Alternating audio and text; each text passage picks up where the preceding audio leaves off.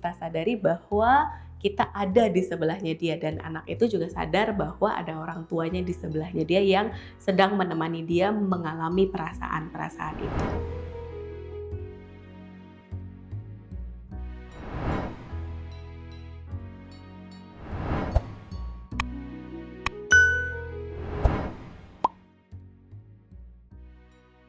Jadi kita bicara tentang emosi itu sendiri ya. Emosi itu apa sih? Emosi itu adalah reaksi yang suka kita keluarkan atas kejadian yang telah terjadi, gitu ya, atau yang akan terjadi. Kita biasanya merasakan emosi ketika apa? Ketika ada situasi, ketika ada kejadian, gitu ya. Emosi-emosi dasar itu ada 6. Ada rasa cinta, ada rasa takut, ada rasa marah, rasa senang, rasa sedih, dan rasa malu. Apakah semua emosi itu baik? Apakah semua emosi jahat? Emosi itu nggak ada yang baik, nggak ada yang jahat. Semuanya kita harus rasakan. Kadang-kadang kita tuh melabel bahwa emosi marah atau sedih tuh jelek gitu. Banyak orang tua yang bilang, udah dong jangan nangis, malu. Masa gitu aja sedih sih gitu? Masa gitu aja marah sih? Padahal itu baik apa enggak sih? Itu baik. Semua emosi itu baik gitu. Kalau kita nggak tahu rasanya sedih, kita nggak tahu rasanya senang. Kita nggak tahu rasanya senang, kita nggak tahu rasanya sedih. Ya kayak lawan kata aja gitu ya, kita jadi nggak tahu. Nah, semua emosi ini harus dirasakan oleh setiap orang, ke anak-anak pun. Ketika mereka merasakan emosi yang marah atau misalnya emosi yang sedih, mereka jadi tahu bahwa oh ini toh rasanya sedih, oh ini toh rasanya marah. Nah ketika seperti ini, ketika mereka bisa handle, mereka bisa deal dengan emosinya itu, mereka bisa lebih merasakan emosi yang seperti senang, seperti ya gembira gitu. Apa sih itu emotional awareness? Itu adalah dimana kita benar-benar aware sama emosi yang sedang kita rasakan pada saat ini, ataupun tadinya kita sedang kena apa, kita sedang merasakan apa gitu. Kenapa sih emotional awareness itu penting? Karena biar kita tahu kita sedang di situasi seperti apa, kondisi seperti apa, dan akhirnya kita tahu kita harus bereaksi apa. Ya, karena namanya anak, sometimes mereka tuh nggak tahu mereka tuh harus berbuat apa. Bahasanya apa? Bahasanya adalah dengan nangis, bahasanya dengan teriak, bahasanya dengan pukul-pukul, tendang-tendang, lempar-lempar gitu. Tapi sebenarnya itu adalah bahasanya mereka. Itu adalah komunikasi yang sedang mereka coba untuk komunikasi sama kita gitu. Jadi, nah kita juga tuh sebagai orang tua juga harus aware sama emosi yang sedang dihadapi oleh si anak, biar kita bisa mengarahkan. Kan namanya kalau orang tua itu adalah membimbing gitu ya. Jadi kita bisa mengarahkan si anaknya itu lagi merasakan apa sih, dan apa yang harusnya mereka lakukan atau yang sebaiknya mereka lakukan itu tuh apa sih. Kalau misalnya anak bilang mau pergi beli es krim, orang tuanya udah janji. Nah pada saat nyampe ke toko es krim, tokonya tutup atau es krimnya habis gitu. Anaknya sedih, teriak-teriak. Apa yang harus dilakukan oleh orang tua? Biasanya apa yang terjadi sama orang tua? Ada yang bilangnya, ya udahlah mau gimana lagi, orang tokonya tutup, mama juga nggak bisa ngapa-ngapain gitu. Atau misalnya, ya udahlah besok aja deh kita kesini lagi gitu. Udah jangan manja misalnya gitu kan. Itu kan secara nggak langsung kita melabel anak kita dan kita meneglect perasaan yang sedang dia rasakan. Padahal perasaan itu sebaiknya diterima sama orang tua. Kenapa sih kita juga harus menerima nih si perasaannya anak ini gitu? Karena dengan menerima perasaan anaknya, kita bisa membuat situasinya lebih baik, perilakunya lebih baik, sehingga kita bisa berkomunikasi dengan lebih baik. Bagaimana sih caranya kita bisa deal sama emosi yang terjadi di anak? Ada 4 tahap. Yang pertama adalah kita mendengarkan dengan empati. Kita terima perasaannya dia apa, anaknya lagi teriak-teriak, yang kita lakukan pertama kali adalah yuk kita be mindful dulu sebagai parents. Kita diam dulu, kita dengarkan dengan baik-baik, ya anak lagi merasakan apa ya, sedih, kecewa, kesal, atau apa gitu. Nah setelah kita dengarkan, lalu yang kedua kita respon dengan menerima perasaannya dia, bukannya kita neglect perasaannya dia. Yang ketiga adalah kita kasih nama perasaannya itu apa sih gitu ya. Kadang-kadang anak-anak tuh suka nggak tahu nama emosinya itu apa sih gitu. Orang tua itu juga alangkah baiknya kalau misalnya bisa kasih nama ke emosinya. Jadi bilang, ya kayak misalnya tadi bilangnya, oh kamu tuh lagi sedih ya, kamu tuh lagi kecewa ya gitu. Jadi lain kali kalau misalnya dia tahu dia lagi sedih atau misalnya dia lagi kecewa, dia tahu apa yang harus dia lakukan. Dan jangan takut salah kasih nama, karena itu salah satu komunikasi yang bisa kita bangun juga ke anak gitu.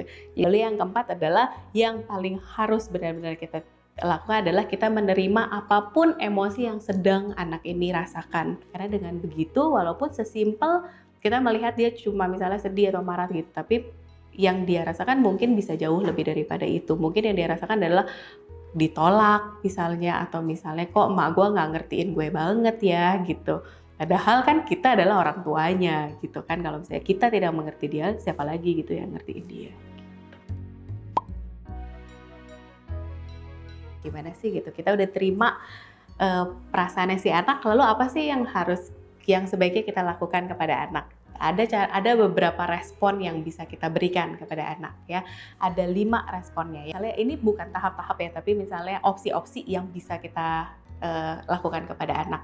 Opsi yang pertama adalah kita kasih silent attention. Jadi misalnya anak lagi tantrum banget, lagi guling-guling, atau misalnya lagi loncat-loncat, lagi lempar-lempar barang gitu ya, atau misalnya lagi marah banget gitu ya. Oke, baik, mari kita dengarkan, kita ada di sampingnya dia, kita lihat, asalkan itu tidak menghancurkan ya istilahnya. Kalau misalnya dia udah pukul-pukul adanya ya nggak juga kita silent attention. Tapi kalau misalnya masih yang oke lah, masih bisa diterima, kita cuma kayak oke gitu. Nah itu yang pertama, jadi kita diam, kita proses juga di pemikiran kita sadari bahwa kita ada di sebelahnya dia, dan anak itu juga sadar bahwa ada orang tuanya di sebelahnya dia yang sedang menemani dia mengalami perasaan-perasaan itu. Itu opsi yang pertama. Nah yang kedua adalah yang kita kasih nama. Jadi misalnya kita bilang, oke, kalau mami lihat kamu tuh lagi marah banget ya gitu. Atau misalnya responnya dia lagi murung gitu ya, lagi diam, tidak seperti biasanya, kita mungkin bisa bilang, kamu sepertinya terlihat lebih sedih gitu daripada tadi misalnya gitu. Jadi kita kasih namanya.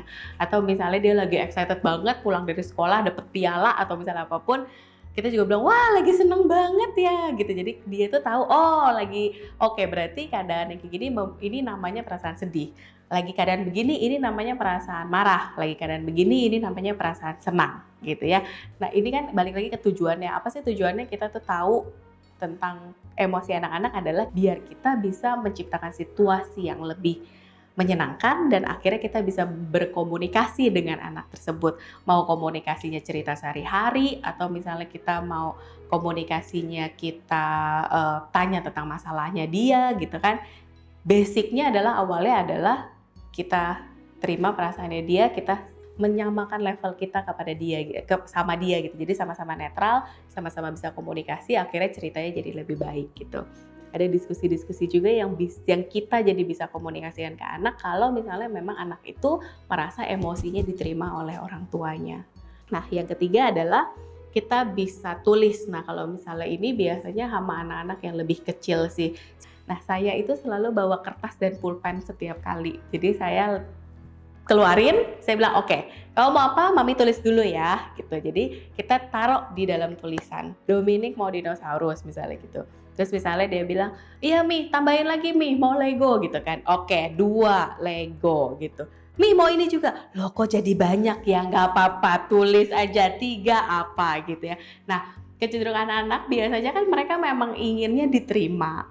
Inginnya orang tuanya tahu apa sih yang mereka inginkan. Kadang-kadang mereka tuh nggak harus kok langsung dibeliin, mereka tuh cuma iseng aja gitu minta dibeliin bagus, nggak dibeliin gue ngamuk gitu ya. Nah gimana nih emak gue kalau ngadepin gue ngamuk gitu ya. Nah biasanya saya tulis begitu. Ada yang memang bisa dengan cara tulisan, ada yang nggak bisa. Nah kalau misalnya nggak bisa, ada tips and trick lainnya. Give fantasy. Jadi saya bilangnya kayak misalnya dia udah ditulis nih gitu ya, udah ditulis masih yang iya mami kok tapi cuma nulis doang sih, aku tuh mau banget, mau beneran gitu kan. Terus saya suka bilang, mami juga sangat berharap ya, coba kalau misalnya kita bisa langsung sulap gitu ya, jadi pasti keren banget gitu ya. Bukannya kita bohongin loh ya, kalau misalnya kita bohongin Jadinya ya anak jadi nggak percaya gitu ya. Tapi kan memang kita bilang, iya tapi sayangnya nggak bisa nih kalau kita beli sekarang. Enaknya anak-anak mungkin gitu ya, kita bisa ajak imajinasi, kita bisa ajak sambil main, kita bisa ajak mereka berpikir gitu, dan akhirnya kita juga bisa dapet timbal balik ya. Kadang-kadang anak saya suka bilang, "Mami, ini nasi bukan mie." Ya, Mami juga tahu, tapi kamu pengen banget kan makan mie. Kita bayangkan ya ini mie gitu. Jadi anaknya kayak, yaudah deh makan nasi aja gitu. Jadi kan kalau dari kita, udah selesai. Tapi dari dia kan kayaknya, tapi yang penting kan dia merasa, kadang-kadang saya tanya gimana jadi enak gak enak juga ya Mami nasi ya gitu ya. Kadang-kadang saya bilang iya ya kalau misalnya tadi ada mie alangkah baiknya, cuma sayangnya kan nggak bisa gitu. Akhirnya itu ya sedikit, saya kadang-kadang suka jadi ngajarin sedikit-sedikit ya, tahan-tahan deh gitu. Nanti mungkin 2 hari lagi kita bisa makan mie atau misalnya apa gitu. Nah itu cara yang keempat. Lalu yang kelima ini adalah dengan gambar. Jadi keponakan saya dulu lagi guling-guling gitu ya. Umurnya 2-3 tahun, kita mau ngomong nggak bisa, kita mau peluk bingung gitu ya. Akhirnya saya bilang sama mamanya, karena sambil pensil, namanya anak kadang-kadang nggak bisa gambar, tapi dia coret, dia intinya kenapa sih kita gambar gitu. Akhirnya waktu saya lihat-lihat, oh intinya bukan dari gambarnya, bukan dari warna yang dia ambil, bukan dari gambar yang dia gambar, tapi intinya adalah di mereka mengeluarkan energi marahnya di kegiatan itu. Daripada dia guling-guling, salurkan energinya ke kegiatan yang lebih positif. Jadi akhirnya yang keponakan saya umur 2-3 tahun ini, dia nggak gambar, tapi dia cuma coret-coret doang, bener-bener satu kertas penuh dengan coretan, penuh dengan warna gitu ya. Akhirnya energinya keluar di sana, setelah itu udah. Jadi nggak gitu terlalu marah, nggak gitu terlalu guling-gulingan gitu, akhirnya dia udah gitu selesai. Terus habis itu baru kalau misalnya lebih kecil kita gendong, kita bilang tadi marah ya, mungkin tadi karena mami begini ya gitu. Surprisingly kadang-kadang anak-anak ngerti-ngerti juga aja ya gitu. Anak saya dulu tuh masih umur 6 bulan, dia nangis kencang sekali, saya nggak tahu, lapar juga susu nggak mau, dikasih ini nggak mau gitu.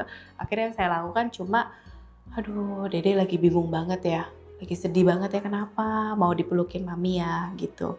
Ini mami peluk ya gitu. Atau kamu lagi marah gitu. Dan saya sambil gendong, saya sambil peluk, saya sambil ngomong. Magic lah ya. Diem tuh anaknya ya. Saya kadang-kadang juga suka bingung. Tapi padahal waktu awal-awal saya peluk doang tanpa saya ngomong, tanpa saya kasih tahu gitu ya bahwa saya ada di sini. Anaknya masih nangis-nangis aja gitu. Tapi waktu saya acknowledge feelings-nya, waktu saya accept feelings-nya, dia jadi lebih reda gitu istilahnya. Jadinya kita jadi lebih bisa ngomong, dia kenapa, lapar ya, mau minum. Jadi kalau misalnya masih bayi kan kita kasih susu, kalau misalnya dia lagi tantrum kita juga susah kan kasih susu kan. Tapi begitu dia lebih tenang, kita kasih susu jadi lebih gampang.